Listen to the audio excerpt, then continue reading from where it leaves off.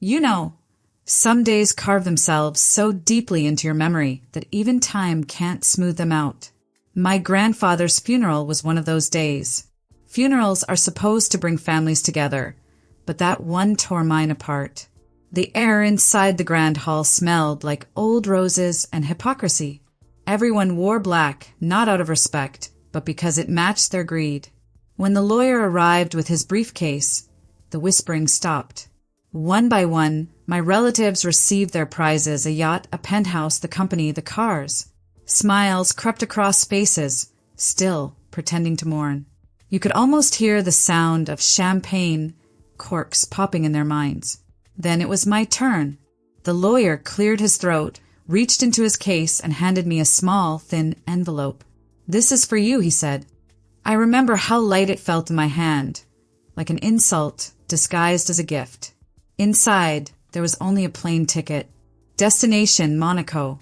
No note, no signature, no explanation. Just that. My mother let out a little laugh. "Well," she said, "I guess your grandfather didn't love you that much." The others chuckled behind their hands. I smiled too, not because it was funny, but because I refused to give them the satisfaction of seeing me break. Still, I could feel something stirring inside me. Confusion, curiosity, maybe even hope. That night, I sat alone, staring at the ticket under the dim light of my old lamp. Why Monaco? My grandfather had never mentioned the place. He was a man of secrets, that much I knew. But why send me there? While everyone else got the life they always wanted. Something in my gut told me I had to go. Maybe it was pride, maybe instinct, or maybe the quiet voice that whispered, "This isn't what it looks like." So I packed a small bag, took a deep breath, and got on that plane. The flight felt endless, as if the clouds themselves were holding their breath. When we landed, the golden sun of Monaco spilled across the runway. I stepped out, still wondering if I had just made a fool of myself. But then, among the line of luxury cars waiting for someone important, I saw a man holding a sign with my name. He smiled politely and said, "Ma'am, the prince wants to see you." At that moment, I realized this wasn't just a cruel joke or a forgotten inheritance. My grandfather had left me something far more valuable, a mystery, a path, maybe even a destiny. And as the car door opened before me, I knew my life was about to change forever. Before we dive into what really happened next, tell me, what would you have done? Would you have gone? Leave a comment below, subscribe to the channel, and get ready because this story is only just beginning. The car was silent, the kind of silence that feels too heavy to be comfortable. Outside the window, Monaco gleamed like a jewel under the sun. Elegant, perfect, and somehow unreal. I had never seen so much beauty pressed into such a small place. Marble sidewalks, sparkling sea, and streets where every third car looked like it belonged in a museum. Yet there I was, sitting in the back seat of a black Mercedes, clutching my worn purse like it was armor. The driver, a tall man in a gray suit, hadn't said a word since we left the airport. His eyes never left the road. Only when we began to climb a steep hill lined with villas did he finally speak. "Your grandfather was a respected man here, ma'am," he said with a faint accent. "Many people admired him." I turned to look at him. "You knew him?" He nodded. Everyone in this area did. He was generous but very private. The prince held him in high regard. The prince. That word still didn't sound real. I almost laughed. My family back home couldn't even imagine me sitting in this car, let alone being summoned by royalty. I was the invisible one, the one who never got invited to their fancy dinners, the one they used to call the quiet mistake. The car stopped in front of an old stone estate overlooking the sea. It wasn't enormous, but it radiated quiet power, the kind of place where every brick had a story to tell. 2 guards opened the tall iron gates, and the driver parked beneath a massive oak tree. "Please, this way," he said, holding the door open. I stepped out, feeling the breeze from the ocean hit my face. The air smelled like salt and jasmine. Inside, the entrance hall looked like something out of a dream. Marble floors, golden frames, and portraits of people whose eyes seemed to follow you. A woman in a navy uniform. Not the kind of navy I was forbidden to wear, but soft, almost royal, appeared and bowed slightly. "Welcome, Miss Evelyn," she said. "The prince is expecting you." Evelyn. Hearing my name said with that elegant accent almost made me forget who I was. A woman who had just lost her grandfather and been humiliated by her own family. She led me through a long corridor that opened into a sunlit garden. There, under the shade of a white parasol, sat a man in his late 50s, dressed in a cream suit, reading a newspaper. He looked up as we approached, smiled, and rose to his feet. "Ah, there you are," he said warmly. "You look just like him." "Like who?" I asked. "Your grandfather," he said simply, motioning for me to sit. "Please join me. We have much to discuss." I hesitated, but sat down. My heart was pounding. The table was set with tea, fruit, and delicate pastries. The prince, because that's who he clearly was, poured tea into a porcelain cup and handed it to me. "I imagine you're wondering why you're here," he said. "I am," I replied. All I got was a plane ticket and a few laughs from my family. He gave a small, knowing smile. "Yes, your grandfather anticipated that reaction. He always said your mother and uncles were predictable." I raised an eyebrow. "You knew them?" "I knew of them," he said, "but more importantly, I knew him. He came to Monaco often in his later years. He helped finance several restoration projects. Anonymously, of course. He never sought recognition. But before he passed, he made a request." I leaned forward. "What kind of request?" The prince looked directly into my eyes. "That I meet you in person. That I give you something only he and I knew about." A cold shiver ran down my spine. "Something." He nodded, then called out softly, "Henri." The driver appeared again, carrying a small black case. He placed it gently on the table, unlocked it, and stepped back. Inside, wrapped in a velvet cloth, was a silver key and an old photograph. I picked it up carefully. The photo showed my grandfather standing in front of a beautiful seaside villa, smiling, and beside him a much younger version of me, maybe 4 or 5 years old. My breath caught. "That's me." The prince nodded. "Indeed, this was taken here in Monaco. You've been here before, Miss Evelyn. You just don't remember." I felt dizzy, as if the ground had shifted beneath me. Why would my grandfather bring me here and never tell me? "Because," the prince said gently, "he wanted you to rediscover it on your own when the time was right." He pushed the key toward me. "The villa in this photograph is yours. It's been waiting for you." I stared at the key, speechless. For the first time in years, I felt something I hadn't dared to feel since childhood.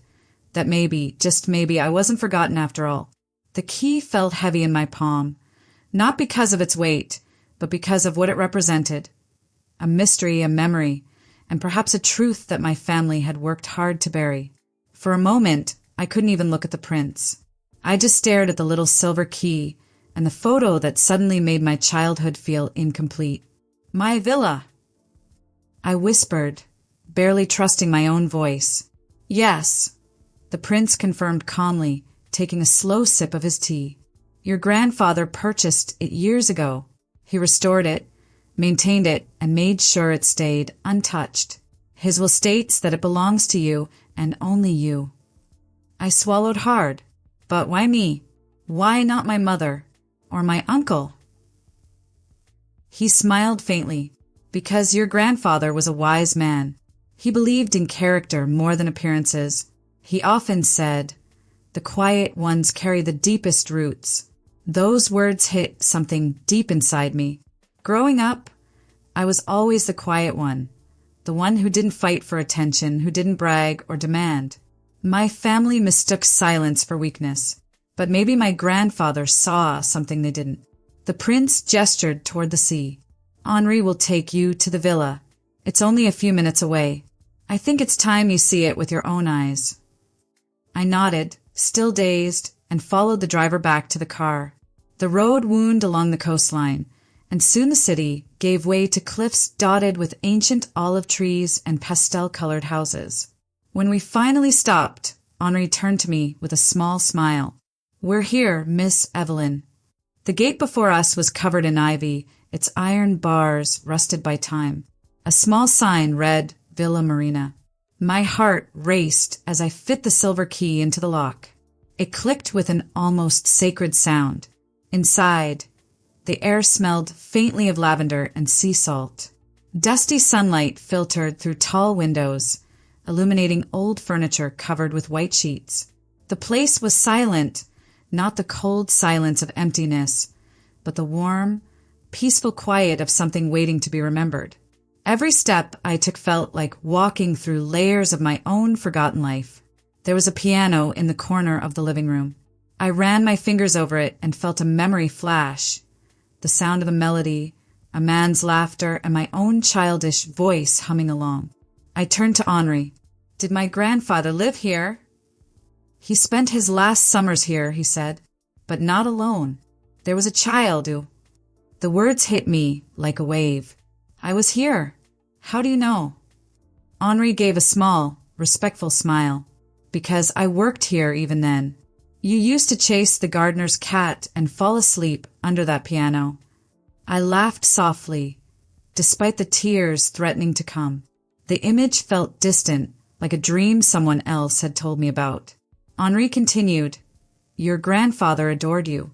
He brought you here after your father died. He said this place helped him find peace, and he wanted you to have it someday." I turned toward the window. From there, the Mediterranean stretched endlessly, the water shimmering like blue silk. For a long time I said nothing. Then I asked the question that had been burning in me since the funeral. Why didn't my mother ever tell me? Henri hesitated, then said quietly, perhaps because she didn't know, or perhaps because she didn't want to know. I thought of her laugh at the funeral, sharp and cruel. "She wouldn't have accepted this," I murmured. "Your grandfather knew that," he replied. "That's why he left the rest to them, and this to you." We walked through the rooms together. In one of them I found a small study. On the desk lay a faded leather journal, locked with a clasp that looked just like the one on my keychain. I opened it gently. Inside were notes written in my grandfather's neat handwriting, and between the pages, an old envelope addressed to me. I opened it with trembling hands. "My dearest Evelyn, if you're reading this, it means I've left the world of the living, but not you, not truly. You were always different from the others. Kind, patient, quiet. They mistook your silence for fragility. I knew it was strength. This villa is yours, but it holds more than walls and memories. Inside these rooms lies the truth about who you really are and what I could never say aloud. Follow the signs I left for you. Begin in the garden." I read it again and again, my chest tightening. The truth about who I really am? Henri noticed the change in my face. "Everything all right, miss?" I folded the letter carefully. "He left me something to find," I said softly. "Something important." Henri bowed his head. "Then it seems your grandfather's final wish is only beginning." Outside, the wind carried the scent of salt and roses. I looked toward the garden, where sunlight danced over the stone path, and for the first time, I wasn't afraid of what came next. The garden stretched behind the villa like a secret world. Wild roses climbed the old stone walls, and the scent of jasmine drifted through the air. A fountain stood at the center, its water still trickling softly, though time had dulled its shine. Birds flitted between the olive trees, and the sea glimmered beyond the hedges like a living mirror. It was peaceful, almost too peaceful, as if it had been waiting for me. I unfolded my grandfather's letter again, reading the line that burned in my mind, "Begin in the garden." The words seemed simple, but they carried a strange weight. I looked around, searching for something, anything, that might lead me further. Henri stood a few paces behind me, hands clasped politely. "Would you like me to help you look, Miss Evelyn?" I shook my head. "No, I think I should do this alone." He nodded, giving me a small, knowing smile before stepping back toward the terrace. I began to walk slowly along the cobblestone path, the wind brushing against my face. Each step felt like walking deeper into memory. I passed rows of lavender and rosemary bushes until I reached a small iron bench beneath an old olive tree. Something about that tree pulled at me, the way its roots curled around the earth, the way its trunk bent slightly as if in greeting. I knelt beside it, brushing away dry leaves from the ground. That's when I saw it, a faint carving on the bark. It was the letter E. My heart raced. I pressed my fingers against the engraving, and a memory stirred. A flash of laughter, my grandfather's voice saying, "Right here, Evelyn, this is our secret spot." I began digging gently in the soil beneath the tree, not even sure what I was looking for. But after a few minutes, my hand struck something hard. I froze, then cleared away the dirt until I uncovered a small metal box, no bigger than a book. It was old and tarnished, but the lock looked intact. I carried it inside, dusted it off, and set it on the desk in the study. Henri appeared at the door, curious. "May I fetch you something to open it?" "Yes, please," I said, my voice trembling slightly. He returned with a small tool, and together we pried open the box. Inside, wrapped in yellowed paper, was a collection of photographs, letters, and, most curious of all, an official-looking document sealed with wax. I lifted the document first. The paper was thick and faded, stamped with the crest of Monaco. My name was written on it in elegant handwriting, Evelyn Grace Morrill. But beneath that, another line made my breath catch. Adopted under private agreement by the late Lord Alaric Morrill, biological father, undisclosed.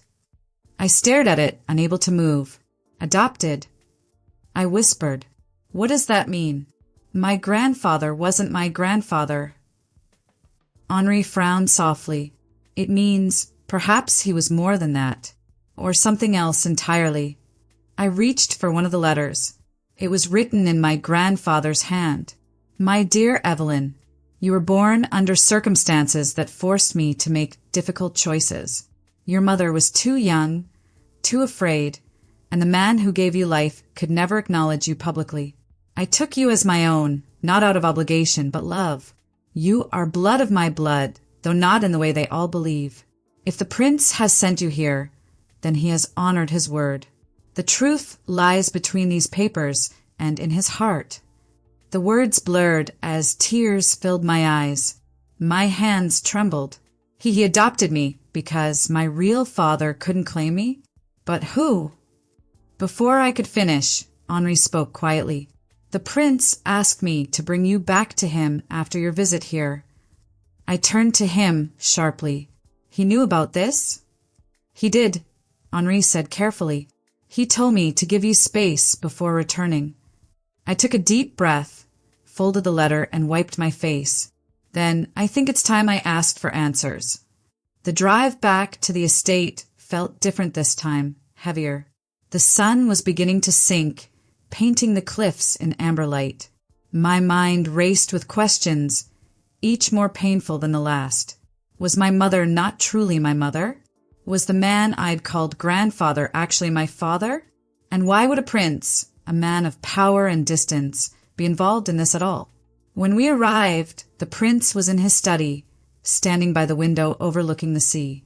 He turned as I entered. His expression softened when he saw the box in my hands. "So," he said gently, "you found it." I didn't waste time. "You knew?" "Yes." "Then tell me the truth," I demanded. "Who am I?" The prince exhaled, walked toward me, and placed a hand on the box. "Your grandfather and I were close friends once. He was my advisor, my confidant, my brother in all but name. Many years ago, he came to me with a secret, one that could have destroyed a kingdom." I felt my knees weaken. "A kingdom?" He nodded solemnly. "You were born to a woman of noble blood, and a man who could not be seen as your father without scandal. That man was me." The room fell silent. My world tilted. I stared at him, trying to process his words. "You're saying you're my father?" The prince's voice broke, slightly as he spoke. "Yes, Evelyn, you are my daughter, but your grandfather raised you to protect you, and to protect this country's stability. If anyone had known, it could have caused chaos." I couldn't speak. Every thought, every memory, every cruel laugh from my mother, her, crashed inside me. The woman who'd mocked me wasn't my real mother at all. The prince continued softly, "I've watched you from afar all these years. Your grandfather promised he'd tell you when the time was right. I only wish he'd lived long enough to see it." Tears streamed down my face as I whispered, "So everything, the ticket, the villa, it was his way of leading me back to you?" He nodded. "Yes. And now, my daughter, you are home." Outside, the first stars began to appear over the sea. For the first time, I felt both broken and whole, a child of two worlds, finally finding where she belonged. The room was silent except for the soft ticking of a golden clock on the wall. I could hear the waves below the cliffs, crashing faintly, like the sound of time itself echoing through my chest. I stood there, frozen, trying to breathe through the storm of revelations. My father, the prince. The words didn't fit together in my mind. They sounded like a story told about someone else. Someone who wasn't me. Not the woman who grew up in a modest apartment, who worked at a small library, who spent Christmases eating leftovers because no one invited her to family dinners. And yet he was looking at me with eyes that mirrored my own. He took a careful step closer. "Evelyn," he said gently, "you don't have to believe it right away. I didn't expect you to." I shook my head slowly. "It's not that I don't believe you. It's that I don't know how to exist in this story." The prince smiled sadly. "You've existed in it all along. You just didn't know your place in it yet." He motioned for me to sit, and I did, though my hands were trembling. "Your grandfather, my dearest friend, Alaric, was the only man I trusted with my secret. When you were born, your mother was already promised to another man. The scandal would have destroyed her and my throne. So Alaric did what I could not. He became your protector." "My mother!" I whispered, remembering the woman who raised me, cold, distant, always irritated by my presence. "So she knew." He nodded, his eyes darkening. "She knew. But over time, jealousy and bitterness took root. She felt robbed of her place in society, believing you had been favored by both men, by me and by your grandfather. She raised you not out of love, but out of duty, and that is a wound I must carry." I looked down at my hands, the same hands that once scrubbed floors, cooked dinners alone, and held books like they were shields. So all these years, she let me believe I was nothing, that I was unworthy. "She couldn't destroy the truth," he said softly. "So she tried to destroy your spirit." A tear rolled down my cheek. Well, she almost succeeded. The prince stood and walked toward the window. The light from the sunset bathed him in gold. "Evelyn, your grandfather didn't just leave you the villa. He left you his share of the investments here and a portion of the royal trust he managed. It's yours by his will and by mine." I blinked, trying to process his words. "I don't want money," I said finally. "I just want to understand why. Why now? Why tell me all this after he's gone?" He turned to me with a kind of sadness only years can carve into a person. "Because he made me promise I wouldn't interfere in your life until you were ready, until you had proven to yourself that you could stand on your own. He said that when you arrived here, you would no longer come as a lost girl, but as a woman ready to reclaim her place." I swallowed hard. He really believed that. The prince smiled softly. "He believed in you more than anyone I've ever known." Silence filled the room again, heavy but not hostile. I could feel the ghosts of my past swirling inside me. Every insult, every tear, every night I'd wondered why I didn't belong anywhere. And suddenly they all began to make sense. I stood, walked to the window and looked out at the sea. The waves reflected the fading orange sky, and I thought of my grandfather, of how he must have watched the same view and thought of me. He was right about one thing, I said quietly. I learned to stand alone. The prince walked over, standing beside me. And now, he said, you'll never have to again. His voice broke, slightly at the end, and for the first time, I saw not a ruler, but a man, an old man carrying years of regret. I turned to him. What happens now? He hesitated, as though the answer carried too much weight. That depends on you, my dear. I cannot force you to accept this life, but I can offer it, a chance to know me, to know where you came from, to have a home here if you wish it. I stared at him, searching for a trace of manipulation, of pity, but all I saw was sincerity, the kind that can't be faked. I need time, I said finally. He nodded. Take all the time you need. The villa is yours. The staff will remain if you wish. You are free to come and go as you please. As I prepared to leave, he reached out and gently placed something in my hand, a pendant, simple and gold. Inside it, a miniature photograph, my grandfather holding me as a baby, and beside him, the prince younger, smiling. He had this made before you left Monaco, he said quietly. He kept it in his study until his last breath. I closed the pendant tightly in my fist. Thank you, I murmured. When Henri drove me back to the villa, the night had fallen over the Mediterranean like a velvet curtain. The stars shimmered so brightly they almost hurt to look at. I stood on the terrace, feeling the breeze lift my hair, the pendant still warm in my hand. Everything I thought I knew about my life had changed in a single afternoon. My name, my family, my past, even my grief. Yet, under all the confusion, there was something else. Something I hadn't felt in years. Belonging.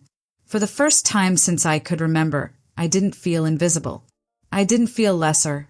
I was Evelyn Grace Morrill, daughter of a prince, granddaughter of a man who loved me enough to protect me from the world. And as I watched the lights of Monaco flicker in the distance, I realized that the life I thought had ended at my grandfather's funeral had, in truth, only just begun. That night I couldn't sleep.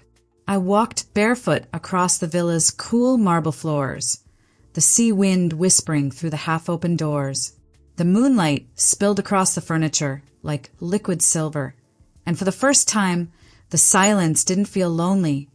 It felt like a conversation between me and all that had been hidden. On the desk in the study lay the old box, still open. Its contents spread like pieces of a puzzle. I sat before it again, staring at the photographs, my grandfather smiling beside me, my mother at a distance with that cold, disapproving stare. Now that I knew the truth, even her expression seemed different, not distant, but guilty.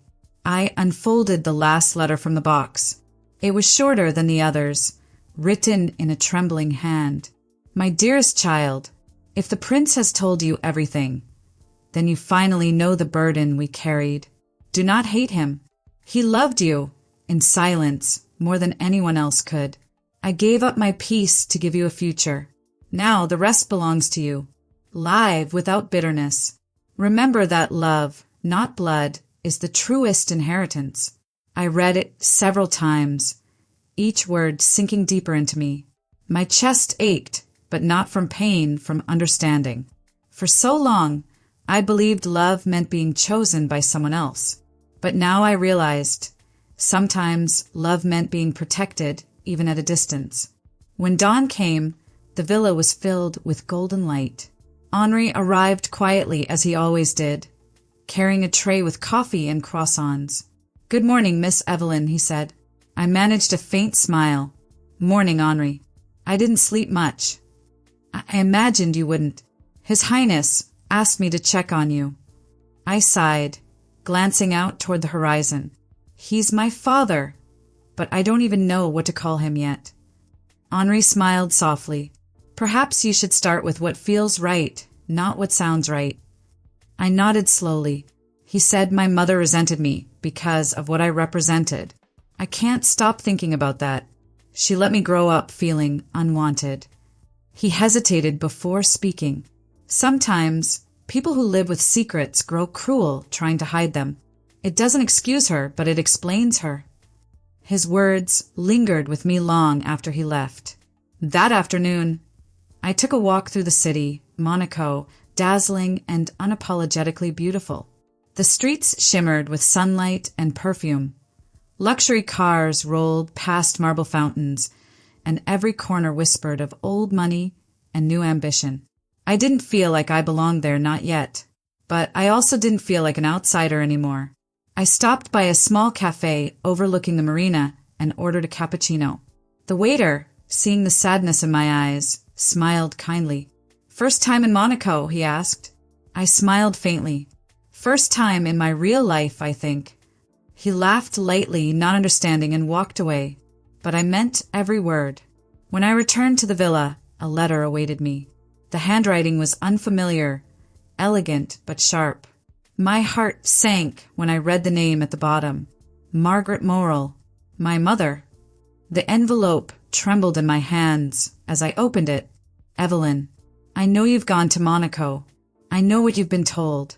If you think you've found something noble in all of this, you're wrong. Your so-called father destroyed our family once, and now he'll use you to do it again. Whatever inheritance he promises, you will come with chains. Don't be foolish enough to wear them." There was no love, no signature beyond her name, just that familiar venom dressed as reason. I folded the letter carefully and set it on the desk. For the first time, I didn't cry. I didn't even feel angry. Her words had no power anymore. That evening, I received another message, a call from the palace. The prince wished to see me again, privately at sunset. I hesitated, the memory of my mother's warnings echoing faintly. But then I remembered my grandfather's final line, "Live, without bitterness." When I arrived, he was waiting in the same garden as before, his eyes weary but kind. He rose as I approached. "Evelyn," he said, "I wasn't sure you would come." "I almost didn't," I admitted. "She wrote to me." He nodded as if he'd expected it. "She always feared truth more than lies." "I'm not angry anymore," I said softly. "Just tired." The prince motioned for me to sit beside him. "You've carried a heavy burden for years, my dear. I only wish I'd had the courage to stop it sooner." I looked at him carefully. "Why did you never try to contact me?" He sighed deeply. "Every letter I wrote was destroyed. Every visit denied. Alaric warned me that if I pushed harder, she might take you away entirely. So I waited for the day when you would come of your own will." "Then you must have waited a long time," I murmured. He smiled sadly. "Too long. But I would have waited forever if it meant seeing you sit here now." For a moment, neither of us spoke. The air was soft and warm, the sound of the sea carrying between us like an unspoken promise. Then he reached into his coat pocket and handed me a folded envelope, sealed with the royal crest. "This is not money," he said. "It's an acknowledgement, a legal recognition of who you are. If you choose to accept it, your name will be added to the royal family registry. You will have the title Lady Evelyn Grace of Morrill. But it must be your choice." I looked down at the envelope. It felt heavier than gold. "I don't know if I'm ready for all that," I said quietly. "You don't have to be," he replied. "You only have to be ready to forgive yourself for the years they made you feel small." I took a deep breath. The waves shimmered, the sky burned orange with the setting sun, and I felt something shift inside me. Not a fairy tale ending, but a beginning written in truth. "I'll think about it," I said finally. He smiled. "That's all I ask." As I left the palace, the pendant against my chest caught the last light of day. And in that glow, I felt my grandfather's presence again, steady, proud, and whispering through the wind, "You found your place, my girl. Don't let it go." The following days passed like slow waves, each one calm on the surface, but hiding unseen currents beneath. I stayed at the villa, reading through my grandfather's old books, walking along the gardens, trying to understand how to fit the past and the present into the same heart. Some mornings, I woke up convinced it had all been a dream, that soon I'd return to my ordinary life. But then I'd see the sunlight falling through the same windows I once played under as a child, and I knew this was real. One afternoon, as I sat on the terrace overlooking the sea, Henri approached quietly, holding a small folder. "Forgive me for interrupting, Miss Evelyn," he said, bowing slightly. "His Highness asked me to deliver this to you. It concerns the royal acknowledgement document." The folder lay heavy in my hands. Inside, neatly prepared, was the official decree. My name, written in gold ink.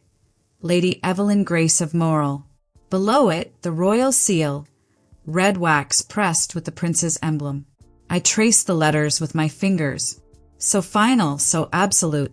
It was strange to see my life written in a script that seemed older than time. Henri studied my face. "Do you intend to sign it?" I sighed. "I don't know yet. A part of me still feels like the girl who wasn't invited to her own family dinners.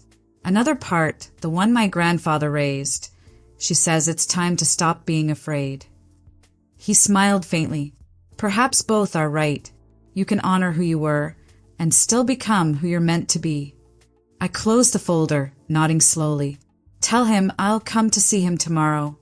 That night, I couldn't help but think of the letter my so-called mother had sent. Her bitterness still echoed faintly in my mind, but now it felt smaller, like a voice coming from far away. She had spent her life clinging to what was never truly hers, and I refused to inherit that misery. Before going to bed, I opened the window. The moonlight bathed the villa garden in silver. Somewhere a nightingale sang. I whispered softly into the air, "Grandfather, I hope I'm doing the right thing." And in that silence, I almost imagined I heard his voice again, calm, reassuring, like a hand on my shoulder. "You already are." The next day, Henri drove me to the palace. The prince was waiting in the same sunlit room as before, surrounded by tall windows that framed the endless blue of the Mediterranean. He smiled as I entered, but there was a gentleness in his eyes that hadn't been there before, a kind of fragile hope. "I didn't want to rush you," he said softly, "but I must admit I've been waiting to see what you'd decide." I placed the folder on the table between us. "I've read it. I understand everything it means. And I took a slow breath.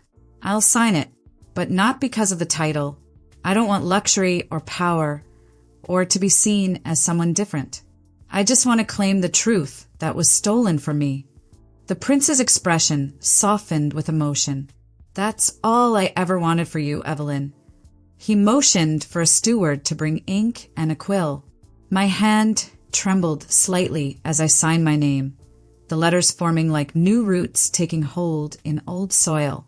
When I was done, he placed his hand over mine. "Welcome home, my daughter," he said. The words, so simple, broke something open inside me. I felt tears rise, but they weren't bitter. They were cleansing, like rain after a long drought. Later, he invited me to walk through the palace gardens. The paths were lined with ancient olive trees, their leaves glinting like silver coins. "This was your grandfather's favorite place," he said. "We used to sit here and argue about everything, politics, philosophy, even food." I laughed quietly. "That sounds like him." He smiled. He was stubborn, but his heart never wavered. "You have his eyes, you know." We walked for a while in silence, until he said something I hadn't expected. "There's to be a charity gala next week, a restoration fund for the local orphanages. I'd like you to attend with me. Quietly, of course. We'll announce your identity later in your own time, but I'd like people to see you beside me." I hesitated. "I've never been to anything like that." He chuckled. "Then you'll fit in perfectly. Most of them haven't either. They just pretend better." His humor made me smile, and I nodded. "All right, I'll go." When I returned to the villa that evening, I sat in front of the mirror in the study, the same mirror where my grandfather's portrait once hung. I looked at my reflection, searching for the girl who used to cry herself to sleep because she didn't belong anywhere. But she wasn't there anymore. The woman in the mirror looked calm, even regal, but her eyes still carried the kindness of that lonely girl. I realized then that I didn't need to become someone new. I just needed to allow myself to be seen. That night, I took out the gold pendant again. Inside, the photograph of my grandfather and the prince seemed to glow faintly in the lamplight. I whispered to them both, "I'll make you proud." The sea breeze rustled the curtains as if in reply. Days passed in quiet preparation. Seamstresses arrived to take my measurements for a simple evening gown. Pale ivory silk with a soft drape, nothing ostentatious. The prince's assistant insisted on jewelry, but I refused. I would wear only my pendant. On the morning of the gala, I stood at the window watching the sun rise over the harbor. My heart beat fast, not from fear, but from the realization that I was finally stepping into a life that had always belonged to me. Henri appeared at the door, smiling. "The car is ready, Lady Evelyn." I turned, still not used to the title, and smiled back. "Thank you, Henri. Let's not keep the world waiting." As I descended the marble steps and felt the first warm breeze of the evening brush my face, I knew one thing for certain. I was no longer the forgotten granddaughter who received a ticket out of pity. I was the woman my grandfather had believed in, strong, steady, and unafraid to claim the truth written in her own name. The evening of the gala felt like stepping into another lifetime. Monaco glowed under the soft radiance of countless lights. Chandeliers reflected on marble. Strings of golden lamps danced across balconies, and the Mediterranean shimmered like liquid glass beneath the stars. The palace gardens had been transformed into a dream. White roses lined the paths, the air filled with music and the scent of jasmine and sea salt. As the car approached the entrance, my heart pounded so hard it almost drowned out the violins. Henri opened the door, and I stepped out, the silk of my gown whispering against the stones. The pendant around my neck was the only jewel I wore, its small photo of my grandfather pressed close to my heart. Cameras flashed, but the press had no idea who I was yet. To them, I was just a mysterious guest on the prince's arm. He stood waiting for me at the top of the stairs, dressed in an elegant dark suit that carried the quiet dignity of a man who had seen too much of life and loved deeply in silence. When he saw me, a warm, proud smile softened his features. "You look just like your mother did the first time she came to one of these," he said softly as I reached him. "I'm not sure that's a compliment," I replied with a small, teasing smile. He chuckled. "Then take it as you wish, my dear." We entered together. The room fell into a respectful hush, and I felt dozens of curious eyes turned toward me. My instinct was to retreat, to vanish into the shadows, but then I felt the prince's hand gently rest on mine, grounding me. I remembered my grandfather's words, "Live without bitterness." So I lifted my chin, breathed deeply, and walked forward. The evening unfolded slowly, filled with polite laughter, champagne glasses, and whispered introductions. I met diplomats, artists, philanthropists, people whose names filled newspapers, but who now greeted me with cordial warmth. Still, I could sense the unspoken question in their eyes. "Who is she?" The answer came midway through the night. The prince stepped onto the stage beside the orchestra, his glass raised. The crowd turned to him immediately, the room falling into expectant silence. "Ladies and gentlemen," he began, his voice carrying through the golden air. "Tonight, as we gather to celebrate compassion and charity, I also wish to honor a personal truth long kept in the quiet corners of my heart." A murmur rippled through the guests. I froze, unsure of what he intended to say. He continued, his gaze turning toward me. "Many of you knew my dear friend, Lord Alaric Morel, a man of great wisdom and integrity. What few knew is that he guarded not just the affairs of this principality, but also a secret, one of love, sacrifice, and family. Tonight, I wish to reveal that secret." My breath caught. He extended his hand toward me. "Please, Evelyn." Every pair of eyes turned to me as I walked to the stage.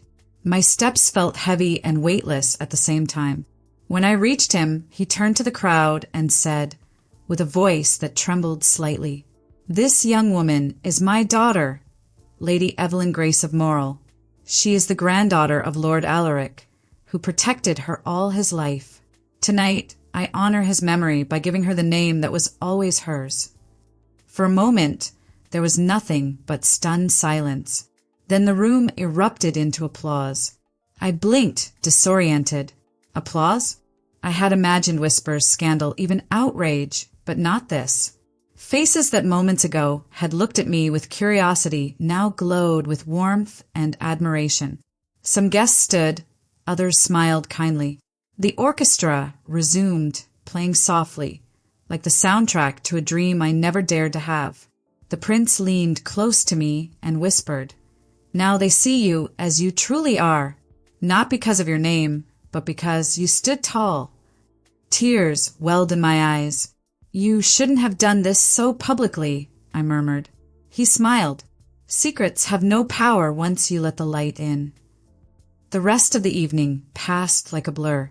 People approached to congratulate us, some recalling stories of my grandfather, others offering gentle words of welcome. I thanked them all, but my heart was elsewhere, somewhere between the stars above and the sea below, where I imagined my grandfather watching, proud and amused. Later, when the guests began to leave, I stepped outside into the garden to breathe. The night was quiet now, the air cool. I looked out toward the water, the same water that had once carried me here as a confused, unwanted girl. I heard footsteps behind me. The prince joined me, his expression peaceful. "I half expected you to run away," he said lightly. "I almost did," I admitted with a smile. But then I thought, I've run enough for one lifetime. He laughed softly, the sound rich and real. "You remind me of your grandfather more every day. He would have enjoyed seeing you tonight, calm, dignified, and a little bit stubborn." I turned to him. He believed in me when no one else did. "And you gave me the truth. That's more than I ever hoped for." He looked at me for a long time before saying quietly, "Do you forgive me, Evelyn? For the years I wasn't there." I hesitated, feeling the wind move through my hair. "I think I do," I said finally, "because you never really left. You were just waiting for me to find my way home." He smiled, and in that moment the distance between a prince and a lost girl vanished completely. We stood side by side, father and daughter, two souls bound not by ceremony or title, but by something far stronger, understanding. As we gazed at the horizon, the first hint of dawn appeared, a line of pink light cutting through the darkness. I realized then that this was how healing began, not with grand gestures, but with quiet acceptance. The prince turned to me once more. "What will you do now, my daughter?" I looked back at the glowing sea and smiled. Live the life he wanted me to live, without bitterness, without fear, and make sure his name and yours are remembered not for their crowns, but for their kindness. He nodded slowly, his eyes shining with pride. "Then you have already fulfilled your legacy." The sun rose, touching the villa in the distance with its first golden light.